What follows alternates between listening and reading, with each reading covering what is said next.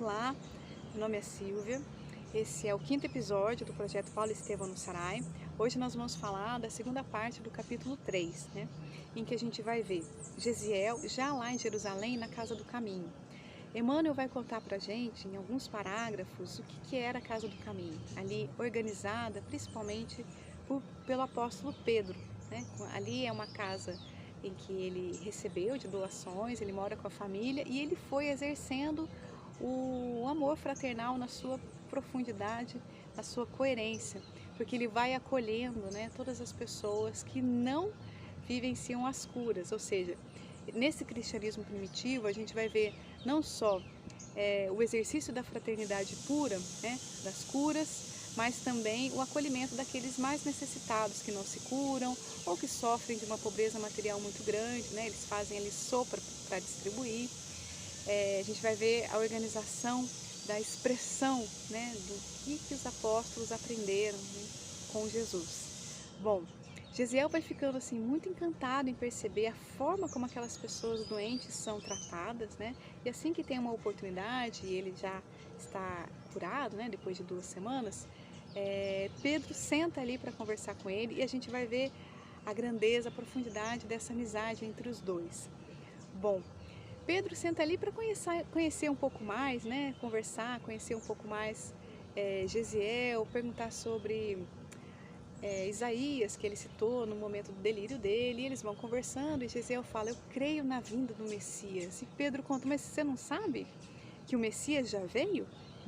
E aí Gesiel leva um susto e Pedro faz uma longa narrativa, contando muito daquilo que ele vivenciou, que ele aprendeu com o próprio Jesus. É um momento muito importante. E Gesiel vai ali ficando assim, bebendo daquilo, se nutrindo, encontrando muito sentido para aquilo que ele viveu de injustiça, mas a gente pode perceber também que a forma que ele percebe e admira tanto de tratar os doentes é justamente o que ele fez com Sérgio Paulo, há pouco tempo antes, ou seja, tudo aquilo que Gesiel vivencia na sua fé, ali ele encontra a explicação mais profunda, então faz muito sentido para ele. Essa é uma conversa muito bonita. Pedro fala, eu vou ali buscar as anotações de Levi. Primeiro que Emmanuel conta então para a gente que no ano que eles devem estar entre 34 e 35, após o nascimento de Jesus, a gente já tem os textos de Levi, ou seja, o Evangelho de Mateus. Hoje a historiografia acha que o texto, supõe, que o texto foi escrito mais ou menos na década de 70. Não foi, foi pelo menos 3, 4 décadas antes. Enfim, então nesse momento é muito bacana o jeito que Emmanuel conta, porque ele vai dizer assim, Gesiel não leu, ele devorou, ele assinalou cada trecho em voz alta, de tão aberto que ele estava para a mensagem de Jesus. Aquilo fez muito sentido para ele, para todo o sofrimento que ele já tinha vivido, para aquilo que ele é, todo o roteiro de fé que ele já vinha vivendo por toda a vida dele, de Gesiel. E aí depois, então, ele desabafa com Pedro, conta toda a trajetória dele, todos os sofrimentos que ele passou, pede um conselho, para Pedro. E Pedro sugere então que ele adote outro nome. E aí Pedro batiza ele com outro nome, que é o nome de Estevão. A origem do nome Estevão é aquele que foi coroado. Aqui a gente percebe assim, um detalhe pequeno, mas a forma como Pedro vê o sofrimento, as narrativas que chegam até ele. Ele percebe por tudo que Gesiel viveu e a forma como ele vive isso, como aquele que foi coroado por Deus.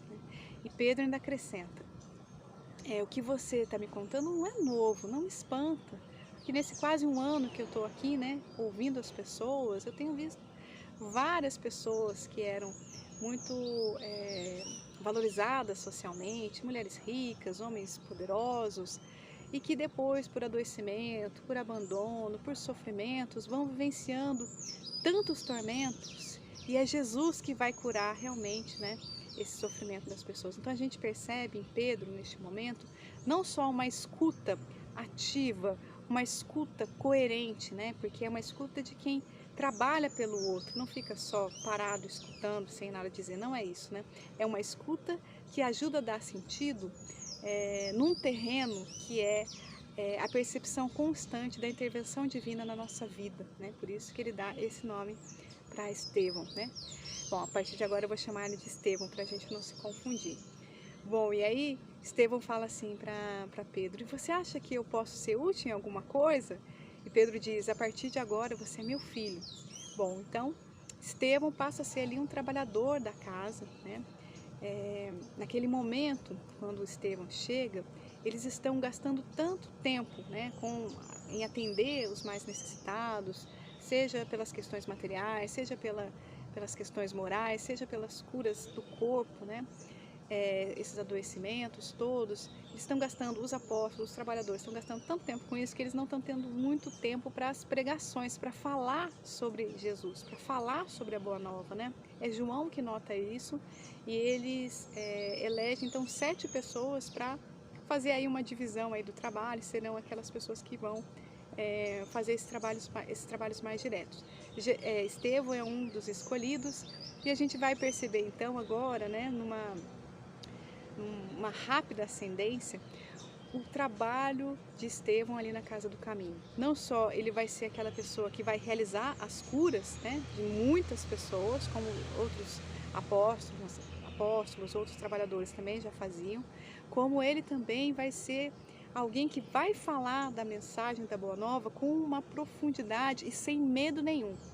A casa ali do caminho, ela é de alguma forma abastecida assim, né, e suportada pelo poder local, né, que são os fariseus, os saduceus, esses grupos assim, né, que tem bastante poder em Jerusalém. Então, tanto Pedro quanto os outros apóstolos, eles não vão entrando muito ali nas conversas públicas, nas questões em que Jesus vai divergindo, né, do judaísmo da época, né? Então, eles vão evitando, digamos assim, aquilo que diverge um pouco, mas Estevão não. Estevão não tem medo nenhum, ele fala publicamente tudo o que ele aprendeu, tudo o que ele entendeu sobre Jesus. E isso vai deixar ele muito famoso em poucos meses, né? Então, não só pela cura, não só pela bondade, pelo trabalho profundo que ele está fazendo ali, mas também pela profundidade e coragem do que ele está falando, né? Então, a gente percebe aqui uma pessoa que está tão articulada, tão ligada, né, a Jesus, né, a sua mensagem, mesmo não tendo conhecido ele diretamente, ele consegue absorver a mensagem com profundidade, né? Esse vai ser o Estevão que vai marcar tanto a vida de Saulo, né, que a gente vai ver no próximo capítulo, que se transformará também em Paulo, né? Então a gente já viu a profundidade desse espírito. Mas a gente continua semana que vem. Até mais.